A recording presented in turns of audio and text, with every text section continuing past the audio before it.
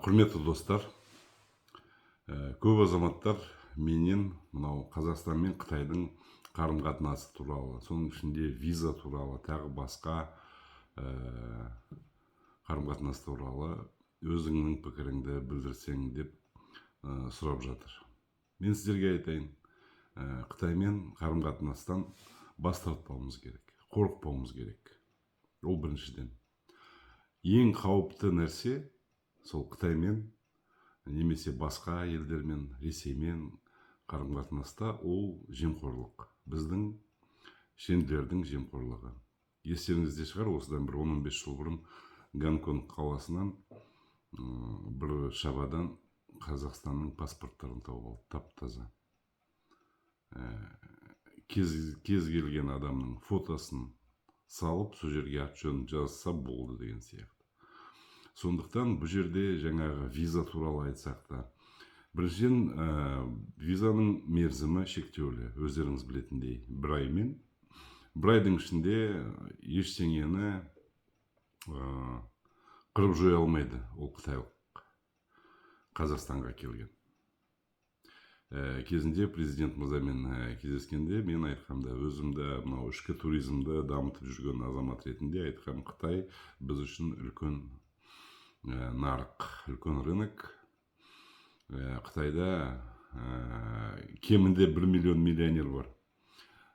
Солардың бірдің оны келіп тұрса біздің елге туристік немесе экономикалық сұрақтармен деген сияқты біз ешқандай зардап шекпейміз сол жерінен.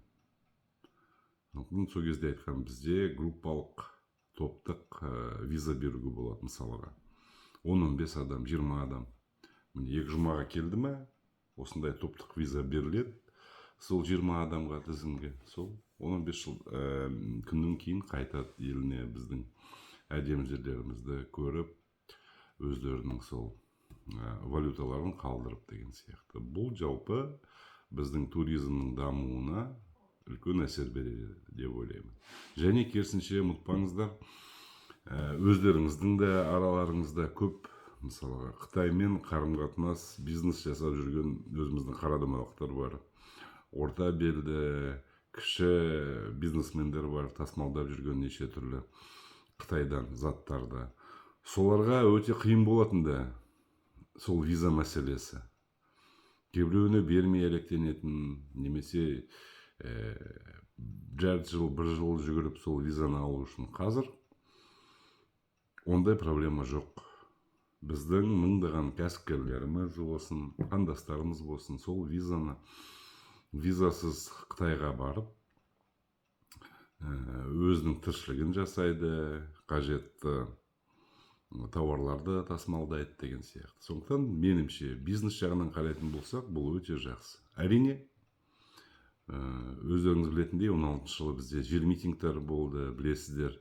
Біздің оңбаған үкімет, о жерде сол Сатқын Кәрім Мәсімов басқарып отырған үкімет Қытайға 2 миллион гектар жерді жалға беруге өзінің рұқсатын бермекші болған. Әрине, сол кезде қазақ екен, қазақ батыр халық екен танытты, үкіметке де, әлемге де, сол Қытай еліне де деген сияқты. Соның арқасында жерлеріміз аман қалды. Әрі қарайда бір де болсын гектарын біз Қытайдың бизнесіне бермеуіміз керек. Және Ресейдің бизнесіне бермеуіміз керек деп ойлаймын. Әсіресе мынау шекараға жақын региондарда. Сондықтан тағы да қайталап өтейін. Ең үлкен қауіп ол Қытайдың өзінен емес, Қытай білесіздер, мақтамен бауыздайтын мемлекет. Алайда міне қазірдің өзінде біздің мұнай мен газдың 30%-ын жекешелендіріп алды Қытайдың мемлекеттік мұнай компаниялары. Сондықтан біз одан қаша алмаймыз. Керісінше мен сіздерге айтайын, қазіргі заманда мынау Ресей өзінің агрессиясының арқасында неше түрлі санкцияға еніп атқанда, бізге болса да бір ірі экономикалық партнер керек. Сол осы жағдайда, дәл басымыздан кешіп отырған жағдайда, Қытай Халық Республикасы сондай партнер болуы әбден ықтимал, болу да керек. Біз болса да мойындаймыз ба, мойындамаймыз ба, жек көреміз ба, жасқанамыз ба, бірақ та Қытайда ол Құдай бере салған біздің көршіміз. 4000 шақырымнан астам біздің шекарамыз бар.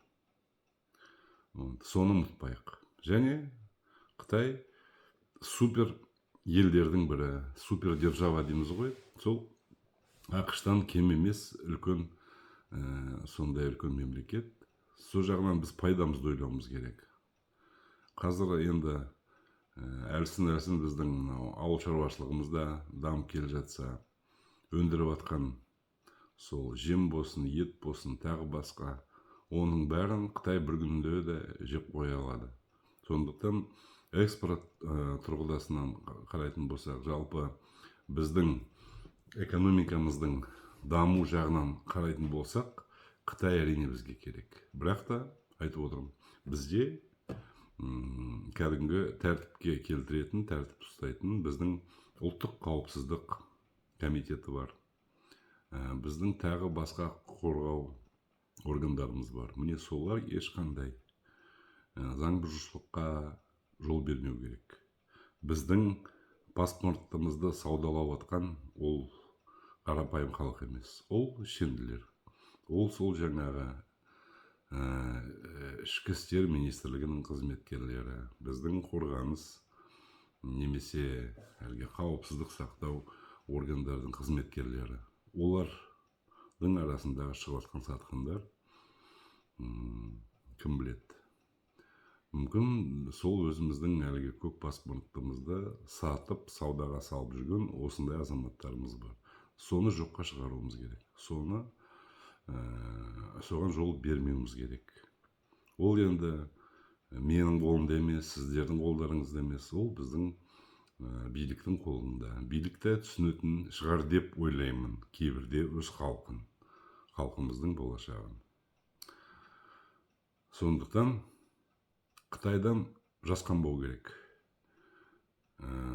Қытаймен біз тең партнер болуымыз керек. Біз әлгі бұрынғы қағида, әлгі Ресейдің кіші, үлкен, аға деген сияқты, ондай ұғым болмау керек. Біз тең дәрежедегі кәдімгі әріптеспіз деп, міне осылайда осы қағиданы біз Қытайдың үкіметіне, Қытайдың халқына біз миына құюымыз қажет. Сондықтан бұл жерде айтатыным сол. Визадан қорықпаңыздар. Керісінше айтып отырмын ғой, қауіп болса да, Құдайға шүкір, біздің арын намысын сатпайтын, саудаға салмайтын біздің офицерларымыз бар. Біздің ұлттық қауіпсіздік комитеті бар деп білемін. Керісінше мыңдаған біздің кәсіпкерлерге ол үлкен жеңілдік. Оны да ұмытпаңыздар. Пайдасы зиянынан әлде қайда көп деп білемін. Егер бәрі заң жүзінде болса, ашық болса, үкімет түсінеді, ешқандай жер берілмейді. Жаңа қайталап өтейін. 1000 гектар, 2000 гектар, тағы басқа меншігіне Қытайдың бизнесмендеріне. Егер ондай көргенсіздікке баратын болса, сол үкімет сол жерде өледі. Оны да түсінетін шығар. Біздің мисыз билік. Осы айтарым.